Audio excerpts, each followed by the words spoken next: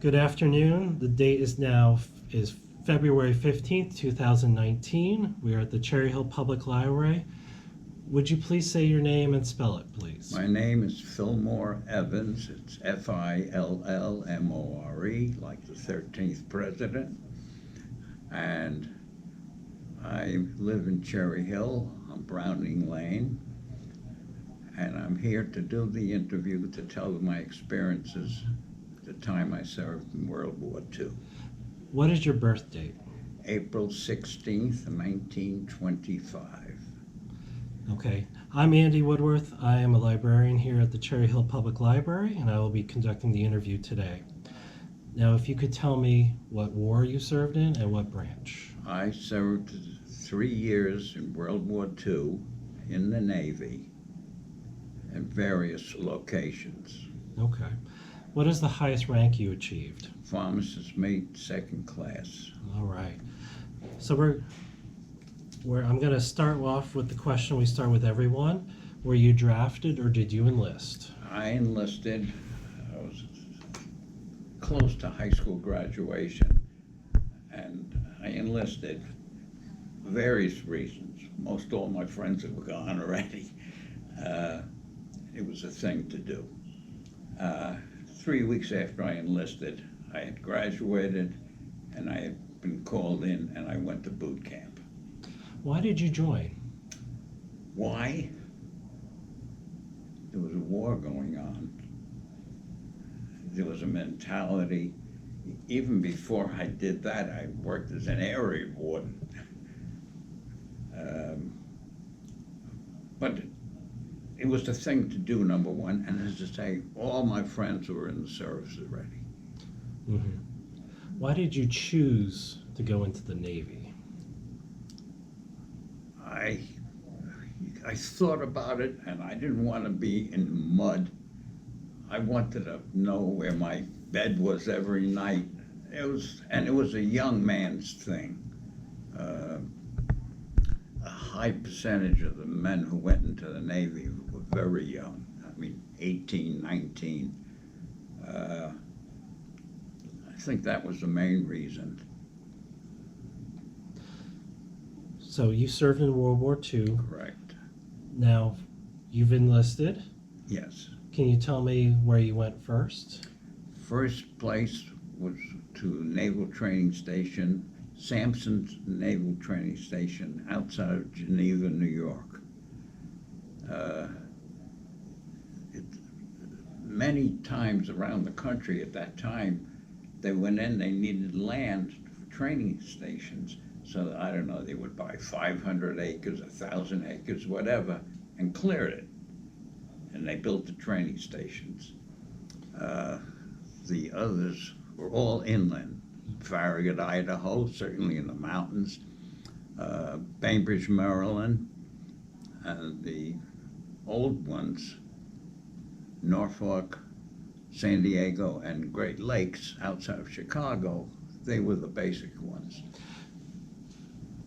I was going to ask, do you remember arriving for basic training? I mean, what was it like when you arrived? I remember specifically, we got off the train, and the train that took us from New York up to there was a steam engine. And it was the Black Diamond, Lehigh Valley Railroad, I think. And those things were not airtight. The soot was coming in through the windows, and it was an all-night trip. It was about 7, 8 hours. By the time we got up there, it was morning. And there were groups who had been through training and were leaving, and we're coming off. And it was a standard joke. They keep hollering, "You'll be sorry." That was standard. And from there, within a day or two, we had gotten inoculations. They made us the dog tags. They completely, your uniforms, sea bags, hammocks. At that time, they were giving us hammocks, which we never used. Okay. And then we had 6 weeks of indoctrination,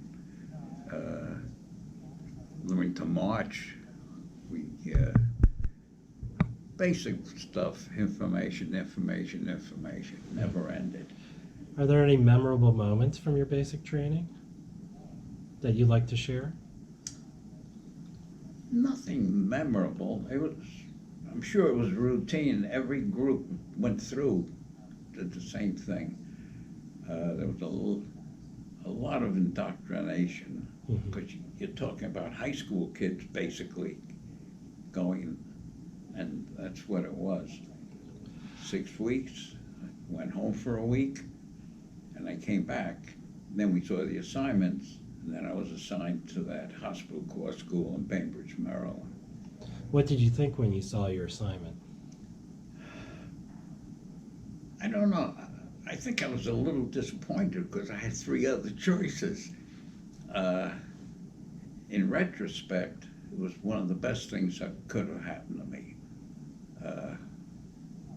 We had obligations. I'm talking through the entire war. We did things that people depended on us. It was different. It was a higher level. We weren't in the deck gang. We weren't in the gun turrets. We weren't in the engine room, things like that.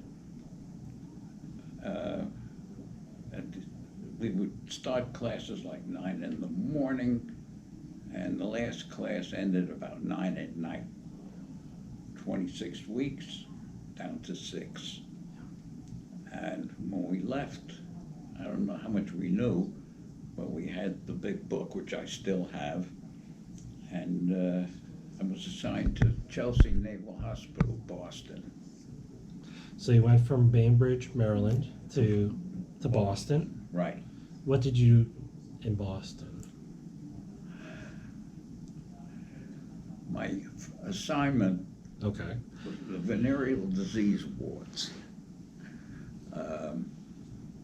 Best duty in the hospital. Okay, why is that? Nobody was a bed patient, and at that time in the Navy, it was an offense. You lost pay. If you were down with the venereal disease, you lost pay, you lost privileges, and we didn't have every kind of drugs that we have today. Penicillin had just come out at that time. If you had a specialty where they really needed you, you got the penicillin, and 3-4 weeks you were back on duty. Other than that, you got sulfadiazine. It was a pill like that. And then bicarb to offset the sulfur. But it was a long process. Yeah. And at the same time, you had a loss of pay. So, but I was only there at 10 weeks at the most. Were you training at this time or just assigned? Or both?